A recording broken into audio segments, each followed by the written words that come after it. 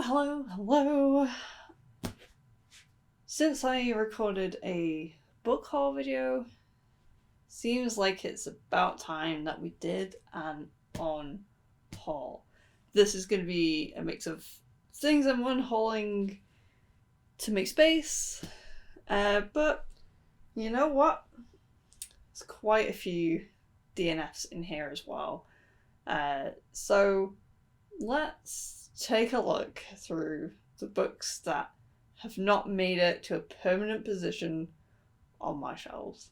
I'm actually going to sneak in an extra one because I've been meaning to add it to the get rid pile, and that is Exciting Times.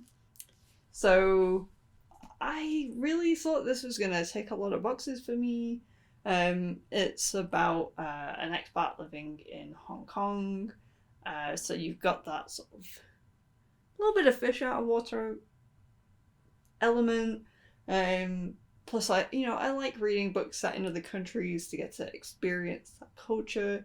It seemed like there'd be a little bit of a romance as well. And I don't read much romance, but I thought combining that feeling of travel with romance, yeah, there wasn't really a lot of either. She was just in Hong Kong while she stayed in a relationship that wasn't great. And I really didn't like the main character at all. It's been a while since I read it, so I can't remember as much of the details. But yeah, sadly, this one just wasn't for me. And hopefully, because it's a nice hardback, I can get some money back for it. So one good thing is that this year I've actually managed to make a little bit of a dent into my long-term TBR shelf. So these are books that have survived previous culls, and are books that have sat on my shelf for probably 10 years at least. So a couple of these will be cropping up, and the first one was The Drowning City by Amanda Downham. This was like, I was going to say it was in the It's Fine category, but actually I think it was just a bit below the It's Fine, because those sort of middle of the road books, you can maybe see potential for the future. But I just thought there was things that weren't handled particularly well. I've definitely covered this book in a wrap-up before, but one perfect moment to say why opportunities were missed is that someone dies, and this is clearly supposed to be a shock, and I was just like, who are they again? Who's this? Oh, okay. Am I supposed to be sad? Do you want me to be sad? And then you also have, so you have this trio of people who've been sent to this city together, and one of them very, very quickly defects to go work for the other side. And the other people don't really spend much time caring about this. I thought it was quite a big revelation, but no. They don't seem to care that much. So, yeah, sadly, wasn't for me, which is sad because there should have been a lot to this that I would like. The setting was like Asian inspired, and then you've got lots of female characters. But yeah, it just didn't hit the mark for me, unfortunately. But now I get to get rid of it. Have I talked about that book recently? I feel like I've had that exact conversation before. Or maybe I just thought I did. This is the thing with videos, you sit and you think through what you're going to say, and it makes you feel like you've said things twice. If you're Jack's family, just look away. Don't worry about this bit. I'm kidding, I'm sure they won't mind. They're all very lovely people. But last Christmas, two separate relatives from Jack's family decided to get me Sally Vickers books. I'm not familiar with Sally Vickers. But they looked beautiful. You know, these are actually gorgeous books. I mean, look at this one. This one's beautiful. But I even look, it's so nice. But I started reading this one. I don't know how far I got. I think I gave it a good 50 plus pages. I just decided very much not for me. It's literary, I guess, but there's like a certain vibe to it that I can't quite describe. You know, it's literary, but in a different style to, say, the Book of Form of Emptiness, or the sort of like Japanese fiction that I read. I guess it feels quite quaint and old-fashioned. I think that's the best way to describe it. So you're following this cleaner who, when she was a child, when she was a baby, I think, was abandoned on the doorsteps of the nunnery. So she's grown up amongst nuns. But so everyone knows that there's like a little bit of a drama to her previous life, but she's very quiet. I don't really know much else that happened because I got a chunk into it and went, yeah, I don't think this is for me. And so I'm going to guess that The Gardener is probably in a similar vein, which makes me really sad because it's a beautiful book. It's so pretty. I don't know, maybe I'll give this one another try just because it's really nice to look at. Okay, this is going on a maybe. Might give this the same 50-page treatment, and then if I'm not feeling it, we can move on with our lives. Next is a book I've just finished reading pretty much, and that is the Book of Form and Emptiness. So I did finish it.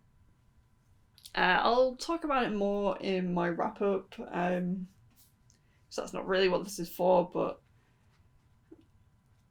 basically the feeling I got once I was halfway through the book, this realization I had was, oh, this feels exactly like the kind of book I would have been given at school for like A level. So if you did English at that level, you were given quite weird modern literary books where it felt a bit more grown up. But then you'd also just have the books that were about like broken family with a teenage boy who has issues. And not in the fun Jackie Wilson way. So finished it. I do not see myself ever going back to it. And you know what? Looks like I've not read it because it's so floppy. That's one bonus to this book. It's so lovely and floppy that it doesn't bend the spine. So this looks like it's new. So hopefully I'll get some bonus points with that. Shadow Magic Trilogy by John Lanahan. This is one of a couple of like omnibuses on my shelf that I think I'm not going to enjoy because they're lean more towards YA, but also what YA was 10-15 years ago when it really was on the cusp of, you know, children could read it as well. So this one, like I said, is an omnibus, so it's actually 3 books in one. I think the first book is like 230 pages. So like the first book is like that. And I said to myself, just read book 1, that's very doable, 200-page book, and then see how you feel. Then I was at like the 130 mark, I'd been bored the entire time. I'd been so bored. The humour did not hit for me. Everything just felt quite simplistic, and yeah, I just wasn't a lot of things just felt childish, which is fair enough because it's YA. It's for younger audiences, really. I wasn't expecting amazing depth from this. Things happen, like he just happens to come across a guy, and then within moments they're laughing and joshing with each other, and one's slapping the other on the back, and then that's like the running joke that he slaps his back all the time, and I just wasn't into it. Yeah, I'm pretty sure I managed to pass the point I stopped last time I tried to read it, because all the way through I was like, I remember this now. Yeah, it seemed familiar. And then we got into unfamiliar territory for a bit. So, but I think that's only because I was trying to aim for the end of the book. I reckon I probably would have stopped at exactly the same point as I did last time. And it's funny how that tends to happen with books and shows. I'll give things another go and then just drop them at exactly the same point. If you're the same, let me know. I think that's pretty common. So yeah, finally saying goodbye to this big boy. Hopefully someone younger will pick this up, someone who will appreciate it a bit more, maybe like a 12-year-old who's starting their journey into fantasy. Like, it looks big, but if I was 12 when I found this rather than like 17, 18, like I probably would have enjoyed it.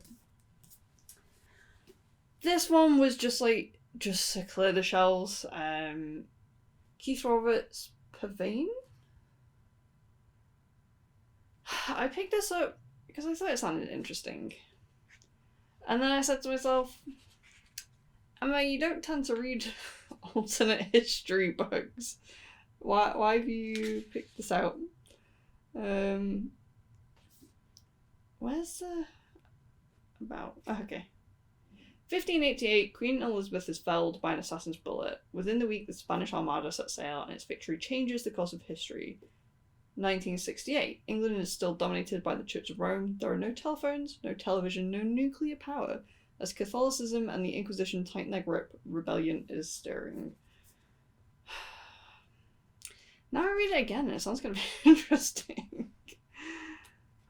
Yeah, I don't think I'd ever get around to it. I think that was the main reason why it ended up going on the pile. Like, it sounds interesting, but it's a bit out of my comfort zone. I mean, it's good to get out of your comfort zone every now and again, but I don't know if I'd ever get around to it. So I'm going to say goodbye. Maybe I'll take a note of the book, and then I can check it out digitally in the future. Who knows? Because at least then it's not taking up shelf space. It's the big one. This bad boy, Castle on Omnibus, by Steph Swinston. This is another one where it's like multiple books. I don't think I got to the end of book one in this either. Even compared to this guy, like it's tall as well as, thick. And it is, how many pages? It's under 1,000, but it's 850. So something about me is that if I see a book that is massive, my eyes will be drawn to it, and I will want to know what wonders hide in this huge book. I don't know what it is. I feel like my brain just says that there must be so much potential in a book when it's huge. So if I'm at your house, my eyes will find the biggest book there is and ask you about it. So that's what happened here. I saw the biggest book I'd ever seen that wasn't The Lord of the Rings, and decided I had to give it a go. Plus, I've got some little wings. That's intriguing. So this is a very unusual book. I will give it that. If you want to try a fantasy that is very unlike something you've read before, this is that book. So it's quite strange. And what adds to the strangeness is that it's a fantasy world, but then he's described as wearing like jeans and a crop top t-shirt. And I don't know why this like throws me, because I read it, I was like, oh, I forgot about this. He's just wearing a t-shirt. This just seems weird.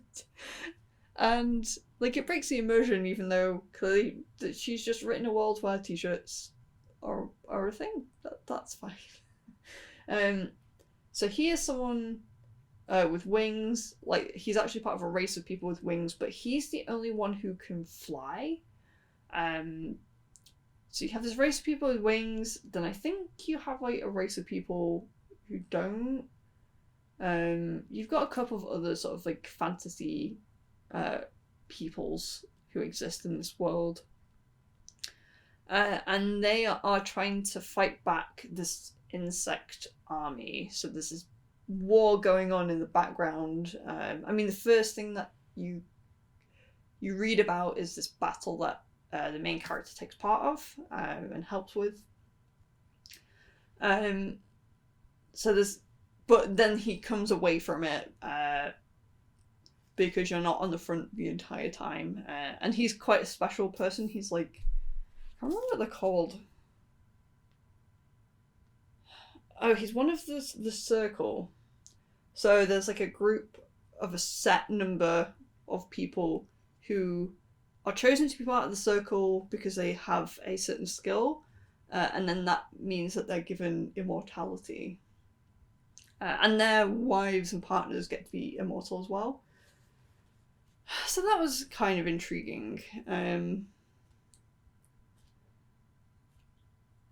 I gave it a good shot.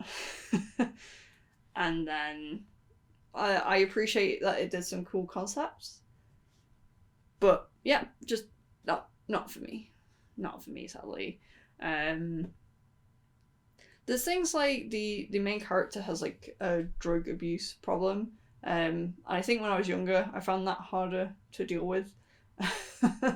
Like, that's quite a grown up thing to have in your fantasy, is someone with a drug problem. So I don't think I was ready for that, but it bothered me less this time. I'm less squeamish about stuff like that. But yeah, I'm not sure what it adds either. Because there's all these other things going on regardless, and that doesn't seem to be that important to the plot, other than just making the main character a bit more annoying, actually. Yeah, what else to say about this one? So I kind of got the impression that the concept was that the main character was going to spend time with a different person each sort of like book, or each chapter, not each chapter, but like each part.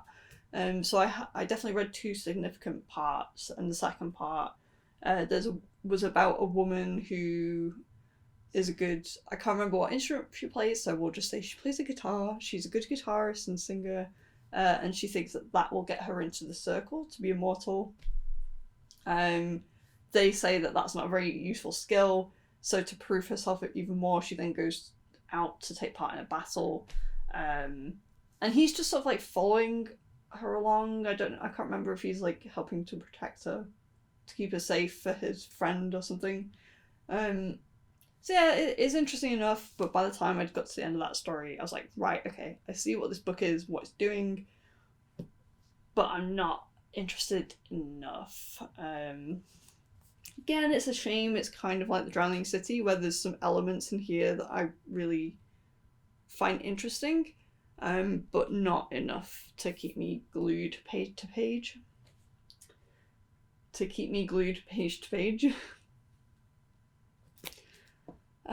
So yeah, finally it was time to say goodbye to this chonker of a book. Time for me to feel bad again, because this was another gift, the Supernatural Enhancements. This was a Christmas present, Christmas before last. But I got it in the summer because of the Rona. I have read this one. I finished it. I just know I'm not gonna read it again, and I don't think I'm likely to lend it out to people either because I didn't rate it really. It was kind of interesting. It's one of those books that sat out using emails and description of like video footage. So the format's quite unusual. And it's kind of interesting, but there's just things that I wish, rather than being this twist at the end, was brought forward, because you sort of get into something that feels like a little bit of a semi-supernatural mystery. And then this huge thing gets dropped at the end, and I think it would be way more interesting if this huge revelation was something you knew about sooner, because it's an interesting concept. So yeah, didn't rate it that much, so off it goes. Last but not least counts DNF / unhaul video. Unfortunately, I'm a bit sad that's got knackered at the top. We have bestiary. We have this. This makes me very sad because this is beautiful. It's so nice. It's gorgeous. Why can't all pretty books just be good? Please. So, a bit like Exciting Times. And weirdly, I bought this from the same shop. Quail It in Manchester, amazing shop. Definitely drop it in. Or buy online. They're a great shop if you're in the UK. There was a lot of things where I thought this was going to tick boxes. It's about an immigrant family in America. You've got magical realism. You have a gay relationship. So much pee and poop and vomit, and I just had enough. I'm gonna try and let's see if we can find an example. Okay. If you can stand the yuck factor, there is kind of beauty in the writing. So here's one. Tracing 3 more holes in the dirt, he asked me what colour the gas was, and I said, the same as our breath. That's what made it lethal. Its taste camouflaged with our tongues. When it entered your lungs, it became a blade inside you. From the kitchen window, our mother watched as we plotted the rest of our holes. When we came in, she scrubbed us so raw we couldn't sleep with the sheets on our skin. Still we kept digging, saving the city from its flatulent past. Like, it almost sounds like it's a bit of a joke, which I think is a shame. So, after we spat and so the spitting... more spitting. My father's mouth receded around his teeth. He called my brother an animal, a beast that couldn't behave its bladder. Tapping its tip against the back of my knees, my tail orchestrated the air between my legs, a conductor's wand waking the sound in me. My brother stood with his legs apart, straddling his piss leak, wet everywhere below the waist. A boy newly baptized in his body, as if his water were divine, not the consequence of drinking all the bottles of 7-Up my father snuck into the park by tucking them into his waistband. Like, there's just so many bodily fluids, and I think I was at the midway point and I decided I'd had enough. It was just really taking away the enjoyment. I'd be interested to see what else the author's written. I didn't even get to the gay relationship stuff. So yeah, that kind of makes me sad. Yeah, I might try the author to see if there's other things. I don't know if this is a style thing that she does all the time, or if this was just special for this book.